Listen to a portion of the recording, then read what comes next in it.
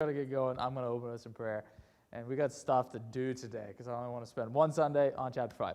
All right, Heavenly Father, thank you for today. And thank you for all your blessings. And thank you for this time. And thank you for Sunday school. And I just pray that the time that we have here together would be a blessing to you and it would be a blessing to all of us. I pray these things in Christ's name. Amen. All right, so 2 weeks ago, we finished chapter 4.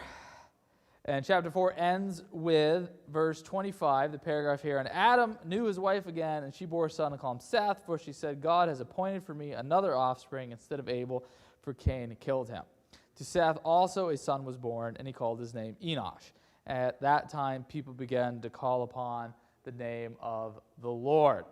And so chapter 5 begins with a Toledot formula. This is the book of the generations of Adam. So we are now entering our third section to the book of Genesis. We have finished the account of creation, and we just finished the generations of the heavens and the earth. And so now we're going on to the generations of Adam. And again, we've talked about this formula before, and so this is not the story of Adam. This is the story of what comes after Adam. And Genesis chapter 5, that story, that account is going to come to us in the form of a genealogy. And the main purpose of this genealogy is to connect us from creation to the flood.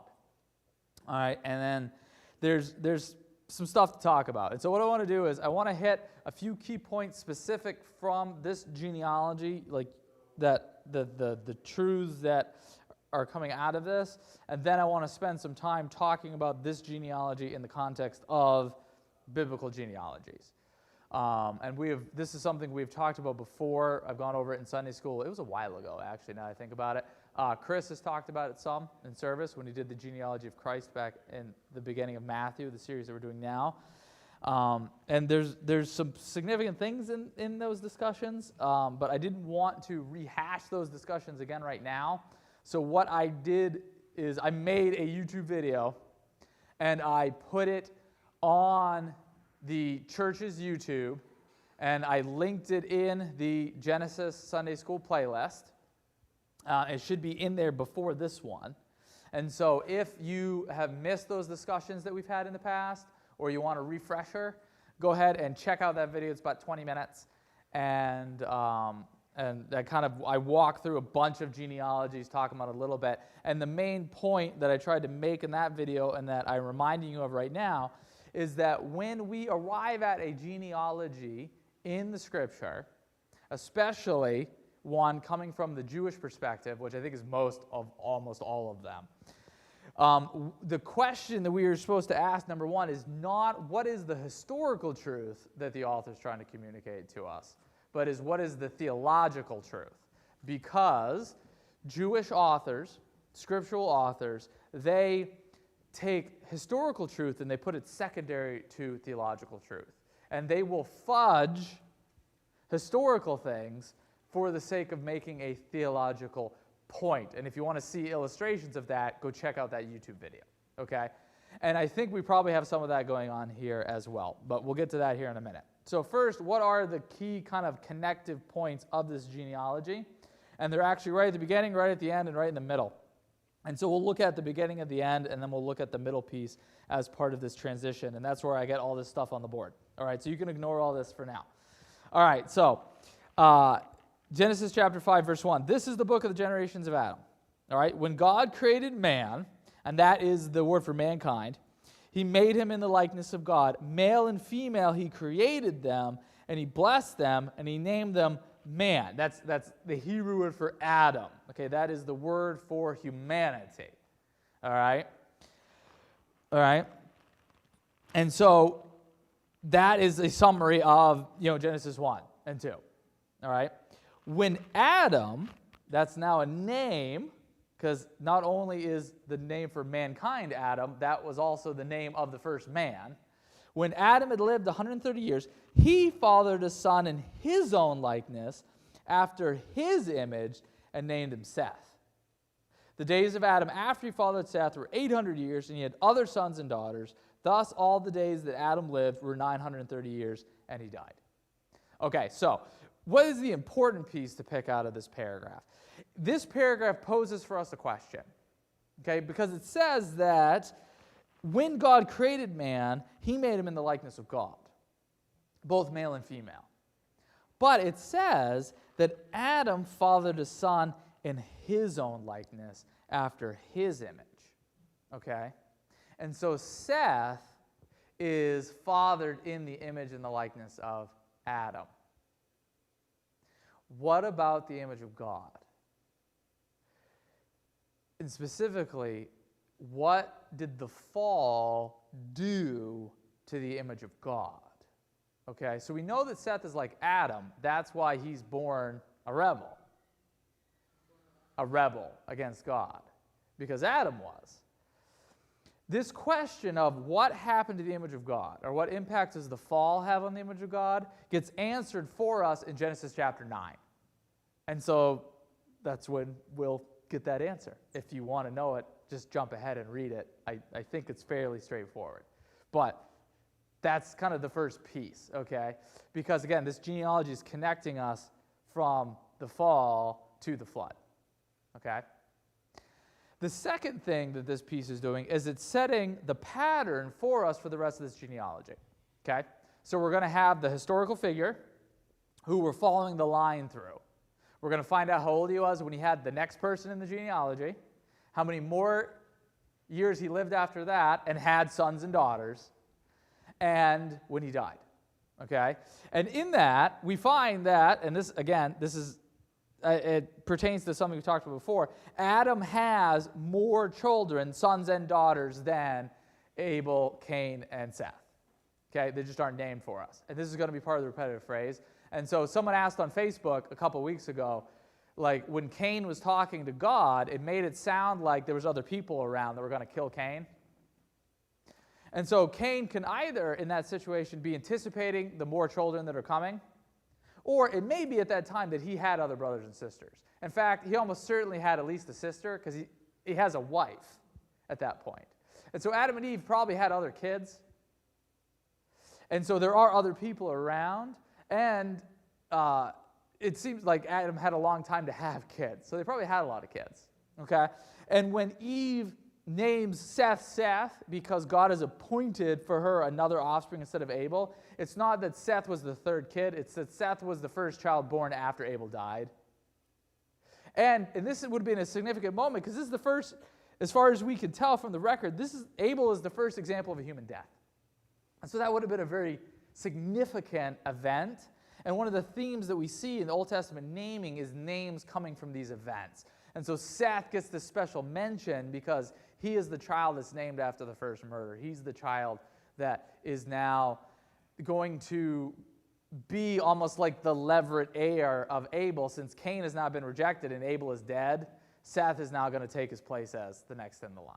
And the same way that Eve is named after the events of the fall and after God's mercy in showing mercy to Adam and Eve and giving them life even as they deserve death.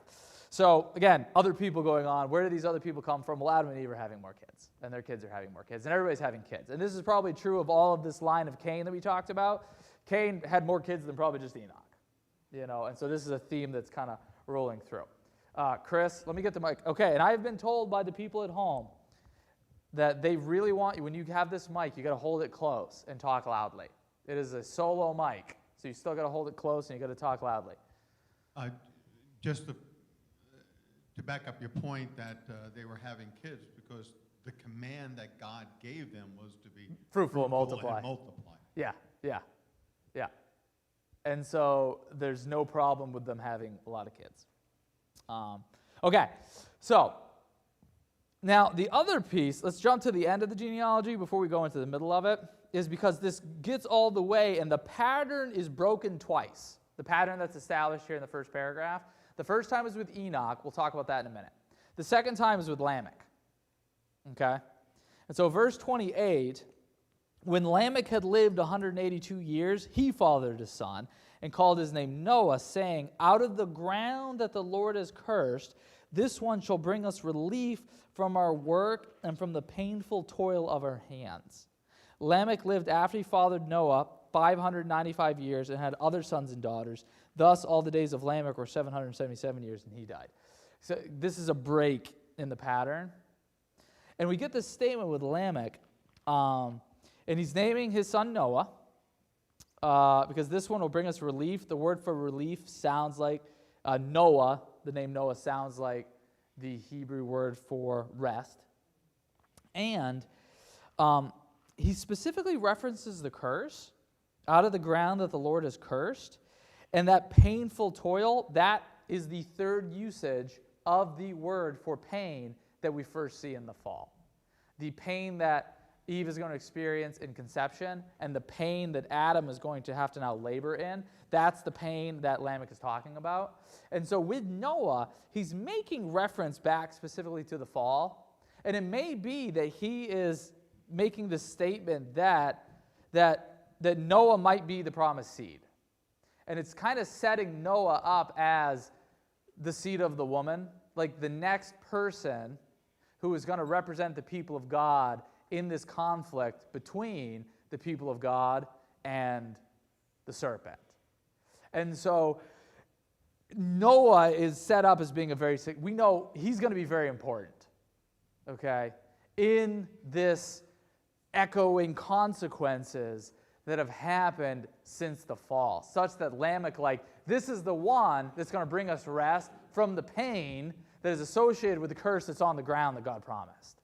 All right? And now we know Noah's not going to be the ultimate promised seed, but Noah is going to be he's going to be a very important figure in redemptive history, and there's going to be a way in which he's going to be the new Adam. He's going to be in this sequence of Adamic figures in Scripture that Jesus is the ultimate expression of. So, what happened to the image of God, and what is the significance of Noah? Both of these questions are going to be answered for us in chapters 6, 7, 8, and 9. It's setting up this next piece of the narrative. All right? So that's the core of what is happening here in Genesis chapter 5. It's continuing the story of the consequences of the fall, and it's taking us to the next piece. All right? And Noah is going to be very important, and his 3 sons, because the last verse of the chapter is after Noah was 500 years old, Noah fathered Shem, Ham, and Japheth. And this is the first time that we have multiple children in the genealogy. Okay? So there's a break here. There's something that's transitioning us. All right? Okay. So those 2 things there, I think that's what's kind of important for us to really pull out of what's going on here. Now, there is a third thing that I think is also really important, and then that's going to transition me into the discussion of the genealogy, okay? Because there's one other time that the pattern is broken. We have this whole sequence of live so many years, have a kid, live so many more years, have a lot more kids, die, all right? Except for Enoch in verse 21, all right? And so Enoch is the offspring of Jared, and he is the father of Methuselah. So he is the great-grandfather of Moses, of Noah. Yeah. How many animals did Moses take onto the ark? I keep getting. And so in verse 21 of Genesis chapter 5, when Enoch had lived 65 years, he followed Methuselah. And this is where it's saying, it says Enoch walked with God after he followed Methuselah for 300 years and other sons and daughters. Everybody else just says he lived. Okay, but Enoch didn't just live. Enoch walked with God. Okay? And Enoch walked with God to the extent that, thus, all the days of Enoch were 365 years. Enoch walked with God, and he was not, for God took him. Literally, the Hebrew is, was not found. And as far as we know, from the biblical record, Enoch is one of the only 2 people who have been raptured before the return of Christ. Okay? And we learn about Enoch a little bit more in the New Testament. Enoch is given to us as an example in Hebrews chapter 11. And it says the reason why Enoch was taken is because he pleased God because he was a man of faith. And then in Jude, we find out that Enoch was also a prophet. And we're going to talk more about Enoch in a little bit when we get to chapter 6. Okay, why is this so significant? Well, I talked about this a little bit before, and I double-checked it. Because again, if we're looking at the Toledat as the idea that we're taking a step back into history, when we take this step back into history, we're going all the way back to the beginning of chapter 4 in generations, okay? Because chapter 4 is the story of Cain and then all of his kids. Adam, this is taking us all the way back to Adam and Seth's kids, okay? So when we looked at Cain's genealogy, we had Cain, Enoch, Irad, Methuselah. Some of these are probably misspelled because I wrote them very tiny on a cheat sheet and then I reproduced it here. But I tried to get the core of the names. Remember Lamech? Lamech was given to us in Genesis chapter 4 as being the epitome of sinful humanity. Okay? What's that? Sinful. Yeah. Because he destroyed the image of God. He defiled holy marriage, and he committed blasphemy. Okay? Chris, here, I'm going to give you the mic. At first, I was surprised to see Cain's line is there on the left. Yeah. But it seems to be consistent with God choosing people for the messianic line from unlikely sources. Because you got Enoch coming from Cain, and Enoch is good, and Cain is... Well, these are different Enochs. Oh, that's a different Enoch. There's a lot of crossover names. And there's two Methuselahs. And in fact, we're going to talk about it in a little bit. But okay, that this Kenan right here, this is actually Canaan, which is this. It's the same spelling as Cain, actually. But I think the English translators like to switch it out because they don't like having Cain in Seth's line.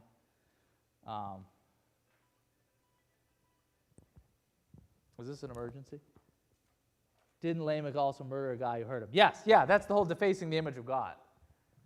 That we're going to find out later that murder is a sin because you are destroying the image of God. And so that's Lamech. He's a bad dude. So 1, 2, 3, 4, 5, 6, 7. Lamech is the seventh from Adam in Cain's line. 1, 2, 3, 4, 5, 6, 7. Enoch is the seventh from Adam in Seth's line. In fact, the seventh from Adam is a title that's given to Enoch. And again, 7 being a very significant number. We're going to see it actually shows up more in this genealogy. And again, this is a theme that we're going to see throughout the Old Testament, okay?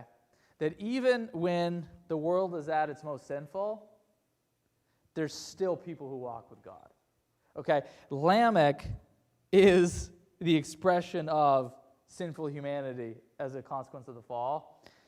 Enoch's faith was so great that God raptured him, okay? And so it's a contrast within humanity, that even though humanity was getting pretty bad, there were still people that walked with God and greatly walked with God. Okay? And so I think, again, this is something we're supposed to see in these genealogies. And this is setting up for us that, again, there's going to be this conflict between the seed of the woman and the seed of the serpent. And even when we have this level of human wickedness to the point where we're going to see in chapter 6 that God wipes out all of humanity, there's still godly people, okay? And the generations are lined up, okay? So that while Lamech was in great sin, Enoch he was walking with God, and he pleased God greatly. All right, here. Ooh, battery might be dying. Oh, that's Speed. No, you got to try it anyway. Do it. But Seth was born, so many years after, let's say, Cain and Abel. Yeah. I mean, you're saying Lamech and Enoch were... No. So so we're going to talk about it here in a second, because I think there's something else going on here. Because I think, battery died. All right, well, I'll deal with it later. Sorry, people at home. I'm a bad tech guy. So let's now transition and let's talk about this genealogy in the light of all the other genealogies and just some of the stuff in here. Again, I made a YouTube video about this. You can go check it out in the playlist. If you have trouble finding it, just let me know and I'll help you find it. Hebrew genealogies, biblical genealogies, are there to express a theological truth first and foremost. Now, they do communicate historical truth, but we will mess with things for the sake of the theological truth. And so this, as Vicky was pointing out, Seth was much younger than Cain, probably. We don't know how long Cain and Abel were before they did the thing, but people lived a long time, okay? But the scripture intentionally lines up these genealogies, I believe, so that we have this parallel. And we're going to see this in other places too. I'll connect it with another genealogy here in a little bit that I have on the board. But I think there's other things going on here in this genealogy that makes me think that this genealogy has kind of generational gaps and that people have been skipped and other stuff has happened. Okay? Why do I think that? Well, one, because when you look at Luke's genealogy, which goes from Jesus all the way back to Adam. So here's the Adam to Noah. And then here's Shem to Abram. This is from chapter 9, I think.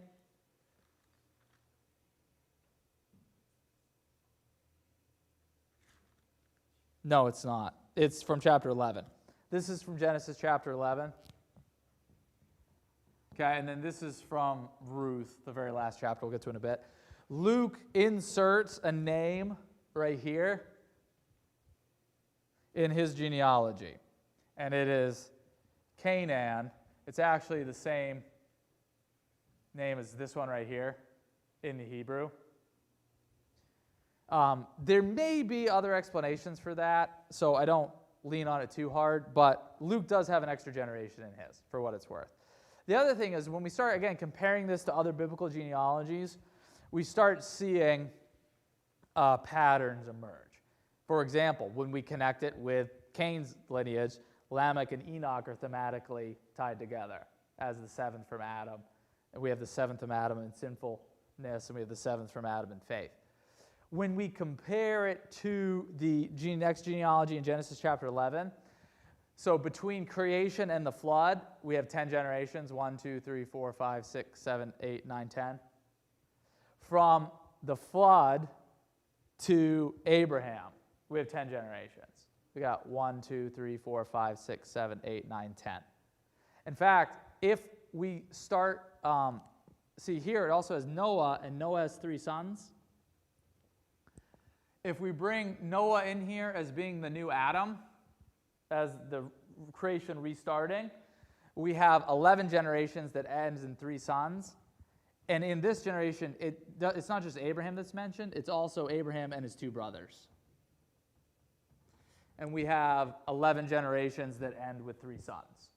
And so there's parallels within these genealogies. And again, I did not come up with these. These are part of scholarship. In fact, oftentimes when you read about it, you'll find people will look at the 10 generation and say that's the parallel and the 11 generation isn't. And then some people say the 11 generation is the real parallel and the 10 generation isn't. And you hear about them as they argue with each other. It could definitely be both. And then even more so than that, when we look at, so here's another very famous generation, genealogy. This is the very last paragraph of the very last chapter of the book of Ruth. And in Ruth, so Perez is, he is the child of Judah. And so Perez, this is the guy, he goes down into Egypt. And then David. So from going down to Egypt to King David, there's 10 generations. And when you look at this, I talk about this genealogy in the Sunday school class in my bonus video. But so we definitely know, so right here, in Genesis, Hezron is alive when Jacob's family goes down to Egypt. Okay, it lists his name in the 70 people that go down to Egypt. Nahshon, he is the prince of Judah that comes out of Egypt during the Exodus. So Ram is born in Egypt. Okay, he is not alive when these guys go down. Ram has Abinadab has Nahshon. Nahshon is at least 20 years old when they come up out of Egypt. There is 430 years right here. So there's probably some skips. Okay, and then the reason why I bring this up, Boaz, he is during the time of the judges. We assume it's during the late time of the judges because Jesse, he is a contemporary of Saul. And Saul already had kids that were much older than David when David was around. And so we kind of, when we backtrack, we put Obed with Samuel because Samuel was an old retired judge when Saul became king. And Samuel was one of the last judges. I'll be right there. When we back up through the book of Judges, so you had Samuel was the last judge. Before him was Samson. Before Samson was Jephthah. When Jephthah was the judge, he said that Israel had been in the land for 300 years.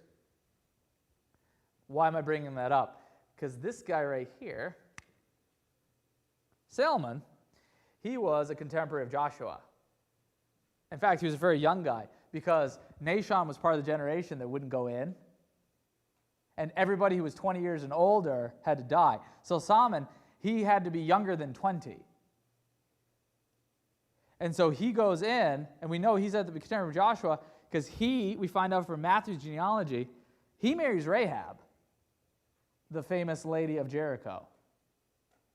And so in between here and here, somewhere around here, is another 300 years.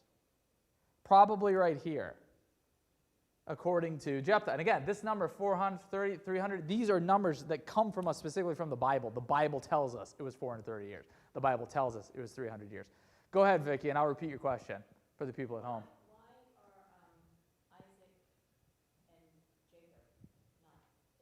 Why are Isaac and Jacob not in this genealogy?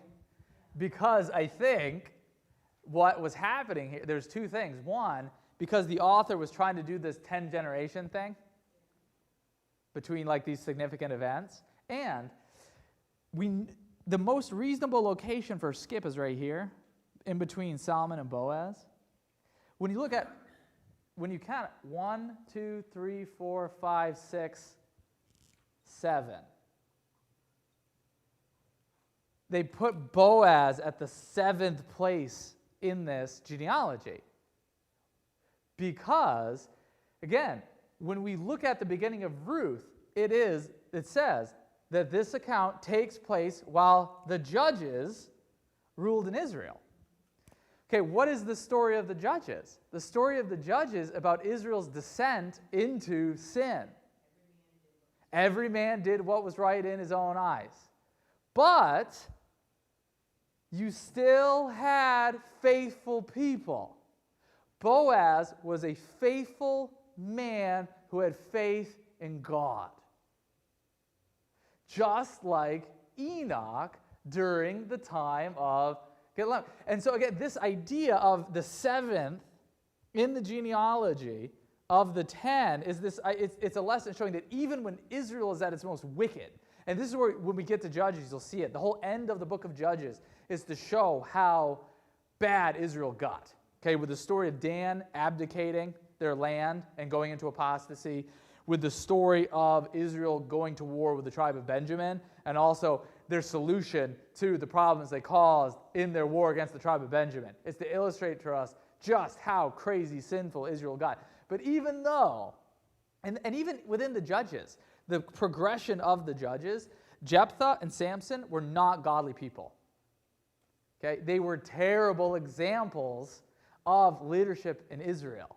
And you see this even in the progression, because that whole, with the theme of every man did what was right in his own eyes, we'll get this when we get to the book of Judges. That is a repetitive theme in the life of Samson. You know, what did he tell his parents when he wanted to marry the Philistine? She's pleasing to my eyes. Okay, and then what happened to Samson when the Philistines got him? What did they do? They took out his eyes. And you look in the progression of even the childbearing, it starts off, the judges are having a lot of kids, but then all of a sudden, the judges' kids are killing each other, and then Jephthah kills his own daughter, and Samson dies childless. Like, the whole thing is this lesson of the descent of Israel into wickedness, but there's Boaz. Boaz loves God and loves people, and he is a faithful man at the time of the judges. And I think they intentionally do this skip to put him at the seventh piece of the genealogy, because 7 is the number of God. It's this idea. He's a godly man. And it connects us to King David. So there's probably things to make sure that Enoch is at 7. We see this parallelism of the creation to the flood, and from the flood to Abraham. Okay? And the same way that this genealogy is set up so that we know that Noah is going to be our next significant figure within redemptive history, we know that Abram is going to be our next significant figure in redemptive history. Okay? And so all of these things make me lean towards there's probably skips. Okay? And then the other thing that I've learned as I've been studying more is that there's probably even more going on than just them doing skip generations. And so I'm going to flip my board. Oh, and I'm going to connect this with skip generations because I think there's maybe even skip generation. There's definitely skip generations in that second chunk too. Okay, so here's, and this is at this point, everything I say from here on out, don't take too seriously, take it with a grain of salt, etc., etc. So here's all the way from Adam to Lamech, okay? And here's we have this repetitive pattern where here's how old they are when they died, here's how many more years they lived, and then here's their total lifespan, all right? And we get 3 sets of numbers with each guy. Becky, are you asking me about the 777? That and also something else. Okay, I'm going to get to that later. Okay, what's the other thing? He looks like he died 200 years early. Who? And is that Lamech? And is that because he drowned in the flood? Or did he drown in the flood? It looks like Lamech died 200 years early? Well, yeah, everybody's living to like 900. Well, but I mean, oh yeah.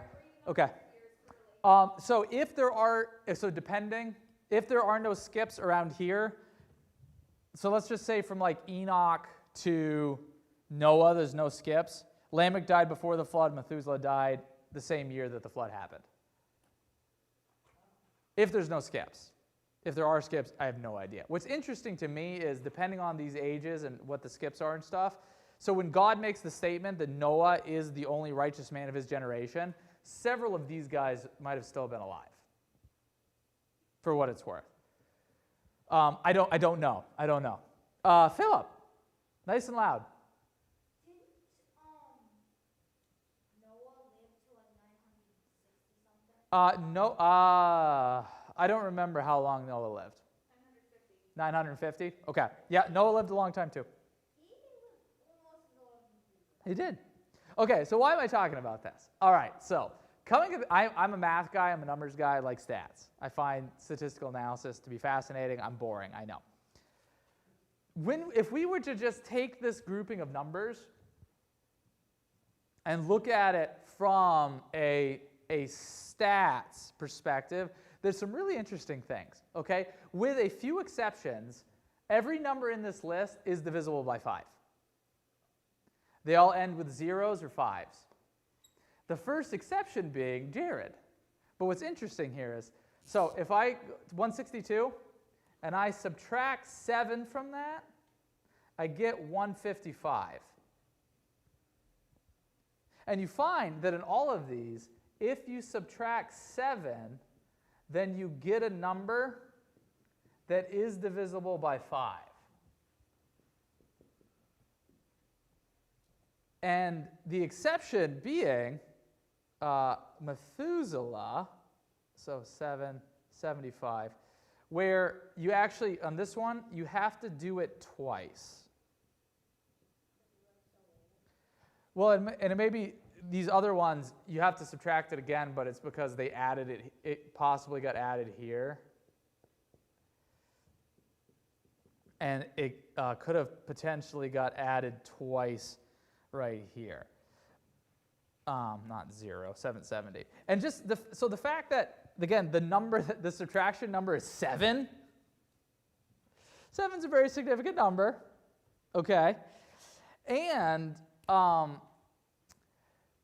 if you just look at any random set of numbers associated with a person's life, the chance that all of them are going to fall into this pattern is less than 1/1000,000%.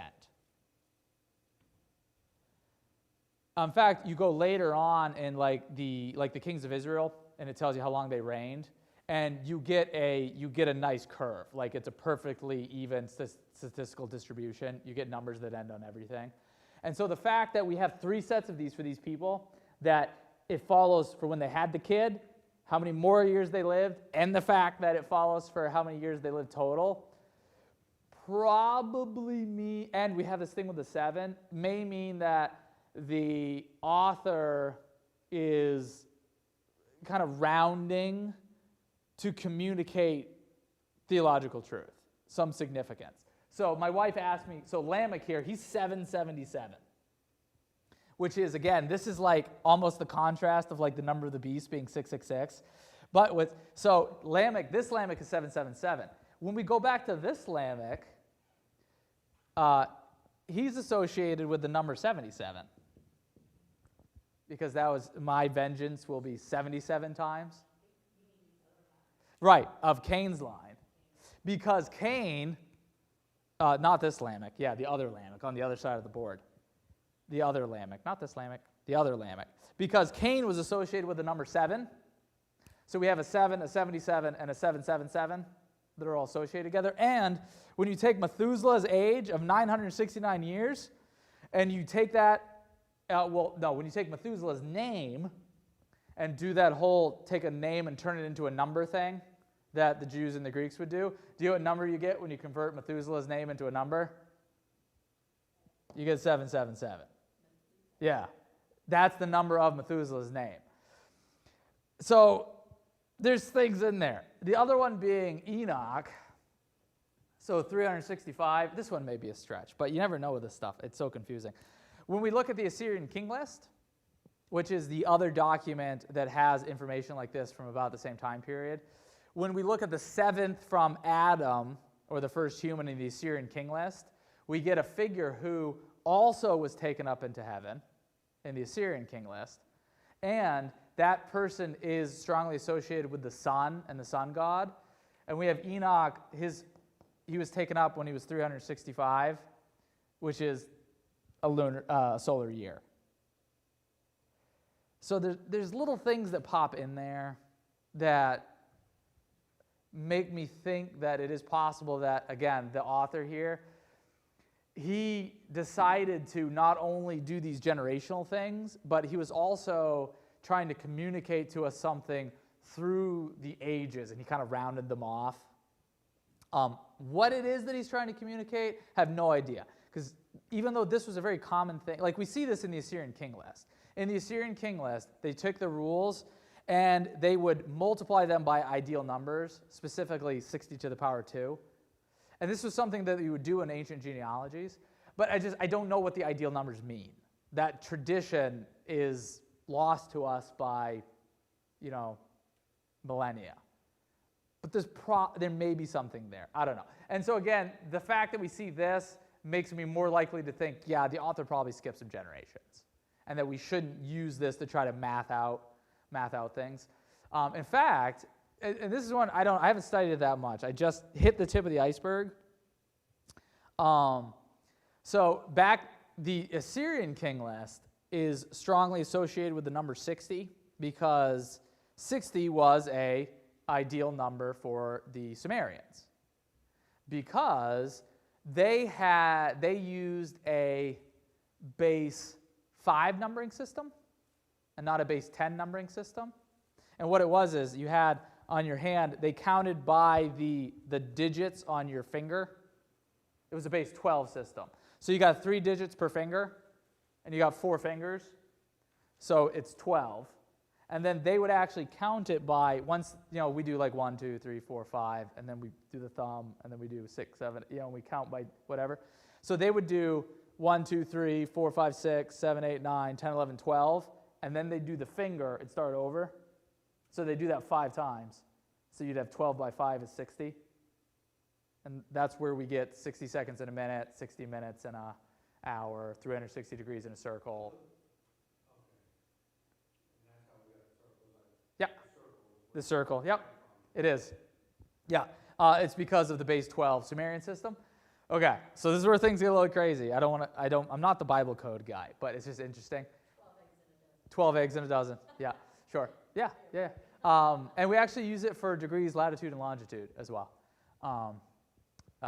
So if you take these ages and convert them into months, you can build every single one of these ages with combinations of 60, 7, and 5.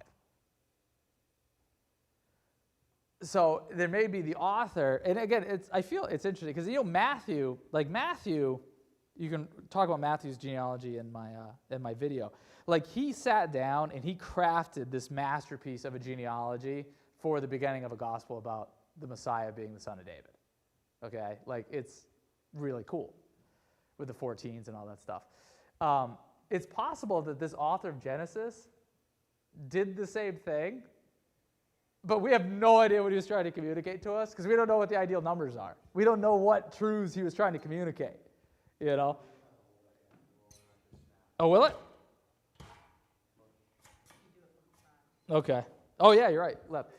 And then there's even a few other things. Like, if we extend this on from, right in here, this genealogy. So Abraham, we know he was like 130 when he died, something like that. And it says he died a good old age, full of years. All right, so when we do the math, we know that Nahor, when we look at the genealogy in chapter 11, we know that Terah was 205 years old. When Terah lived 70 years, he followed Abraham, Nahor, and Haran. Okay, now we don't know if that's like when he started having the kids, when he had them all. But we know that Terah was 205 when he died. Acts 7:4 tell us that Abraham did not leave Haran until Terah died. All right? So that means that, and we know how old Abraham was when he went into the land. He was 75 years old. Yes. They went to Haran.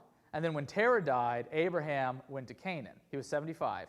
Terah died at 205. That means Terah had Abraham when he was 130. So is it after the flood that the ages went super? Yes. We're going to talk about the ages, when we move a little forward. But here's the thing that makes me think there's probably some skips. So if there is no skips in this genealogy, then when Abraham died at a good old age, then, I didn't write it down specifically. I have it on my phone. Then I believe it was Eber was still alive. Eber. If there's no skips in the genealogy, I got it right here because I took a thing. Right here. Who was it? Abraham dies. Yeah, then Eber would still have been alive, which I would contend to you means that Abraham did not die of a good old age. And remember, if Terah was 130 when he had Abraham, and this kind of goes into the ages too, maybe being rounded a little bit. When Abraham was 100, he's like, there's no way I can have a kid. And like, why would he be that way if he knew that his dad had him when he was 130?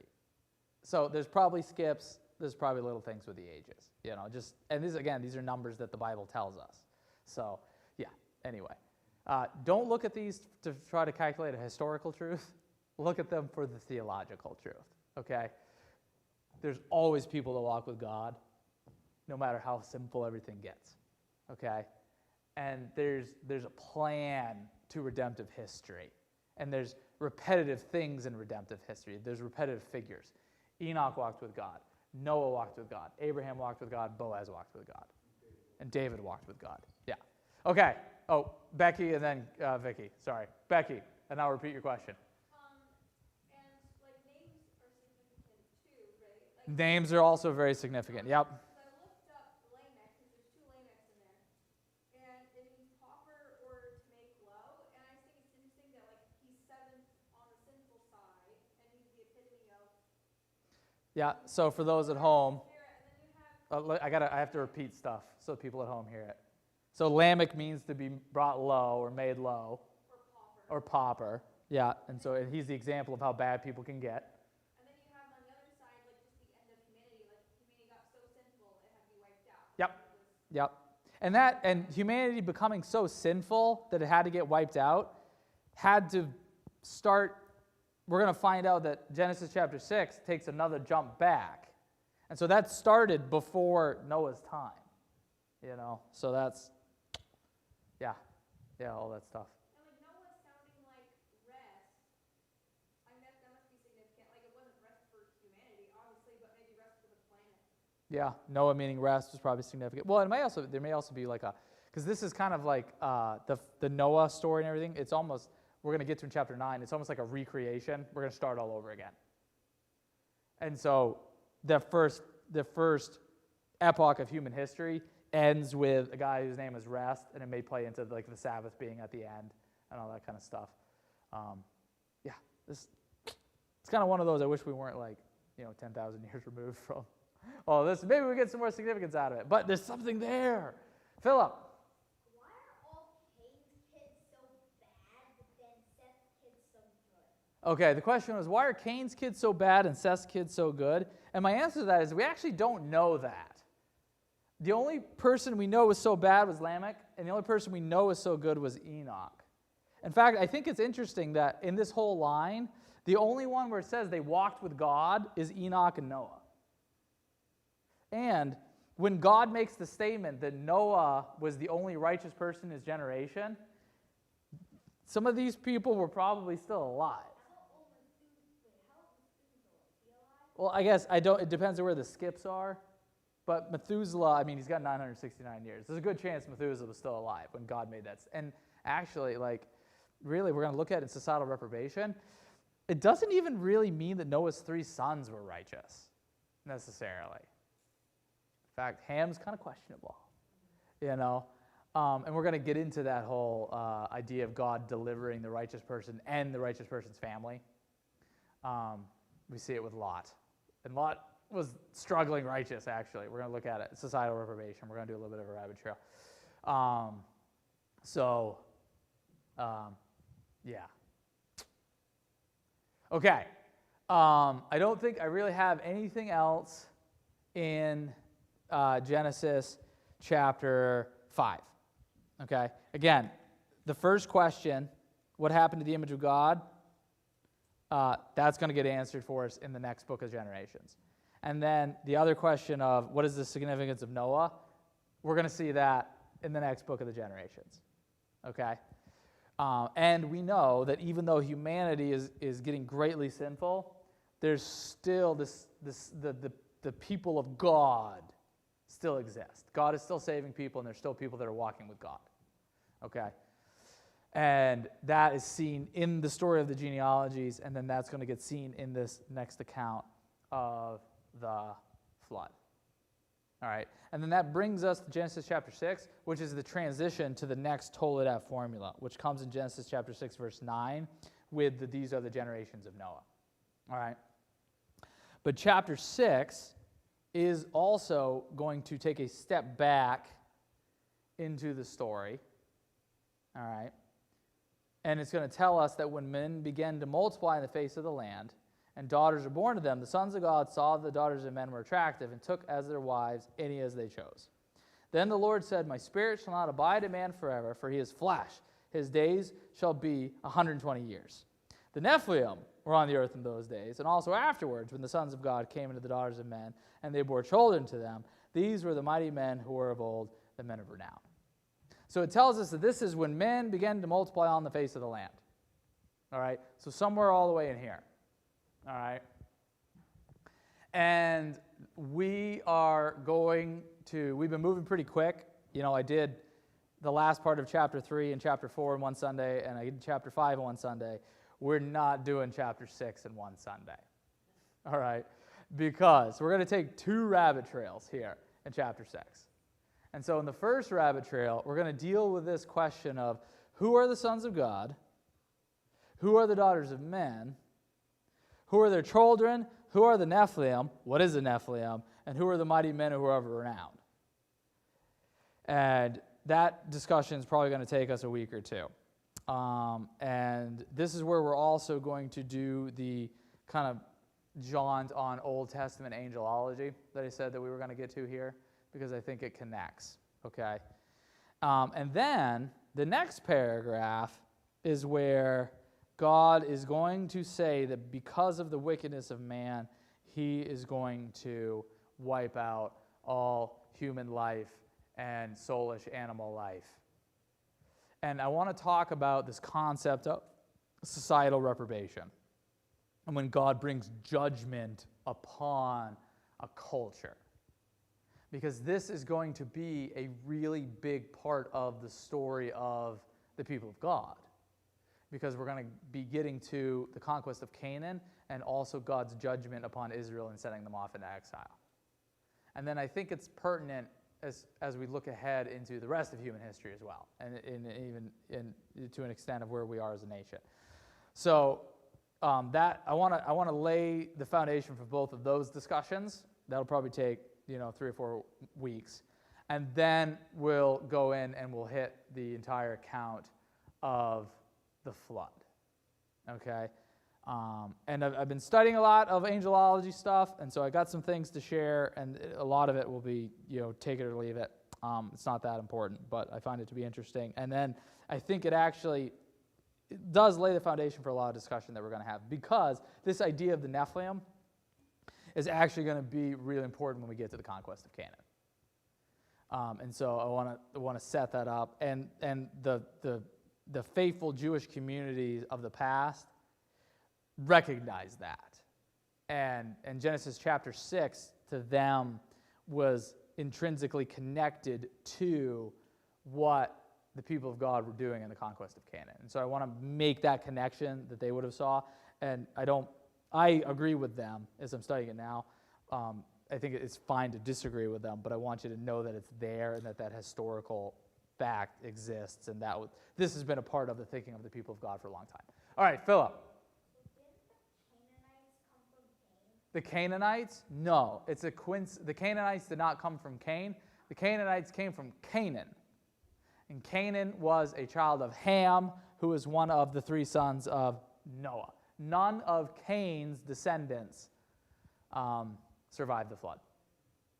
Yep. In fact, none of anybody else's descendants, other than Noah's, survived the flood. Well, I guess it depends on who Noah's wife and Noah's sons' wives were related to. So yes, some of the genetic legacy of the pre-flood did make it through the wives.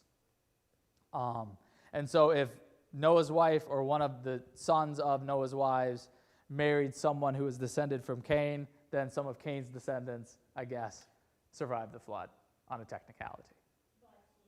But there's no way of knowing that, because we don't even know their names of the wives.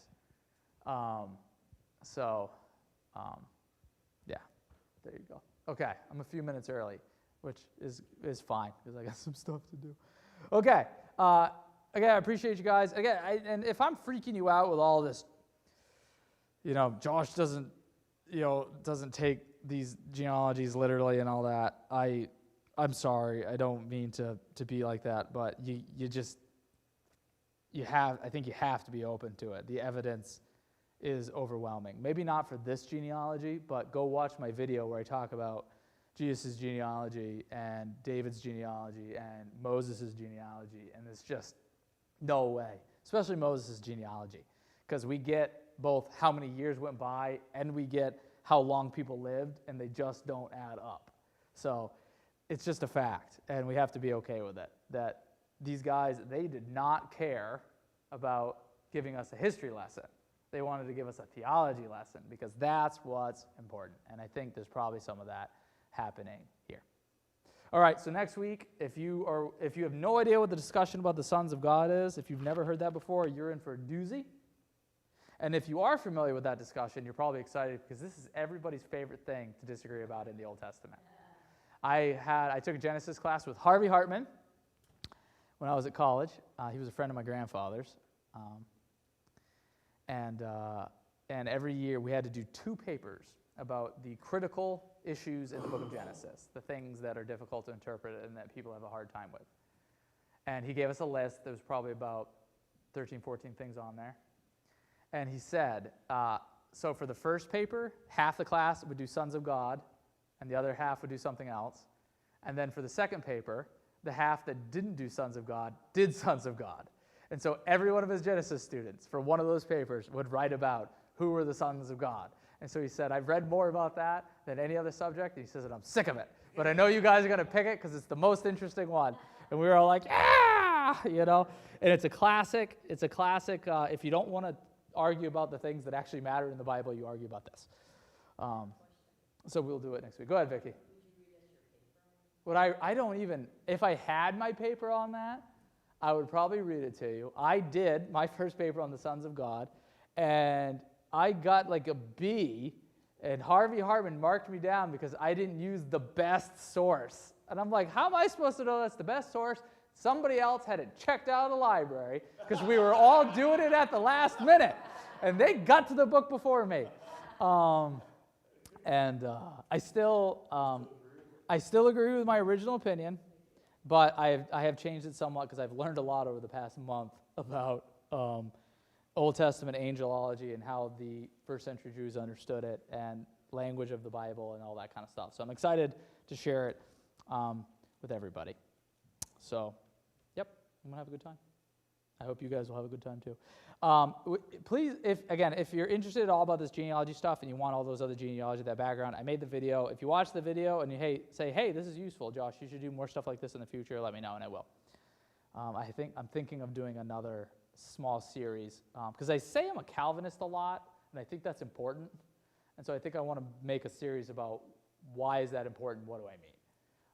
And then as I go through stuff that we've talked about in the past that's important for the things we're talking about in the present, I think I might make a video about it so that we're not rehashing these topics over and over again, but that resource is there for people that may not have had it in the past. So anyway, let me know. All right, I'm going to close this in prayer. Heavenly Father, thank you for today. And thank you that no matter how wicked we get, you still save people and you still sanctified people. And that there's always somebody who walks with you and is a light of the gospel. And that has been true all the way since this first generation. And it's been true every 10 generations since then. And we know it'll be true forever because we know that you're the one that's building your church and the gates of hell will not stand against it. And again, that's not because of us, but it's because of you. And thank you that you are so for us. And that it doesn't matter what's going on in the world around us. It doesn't matter how bad things get.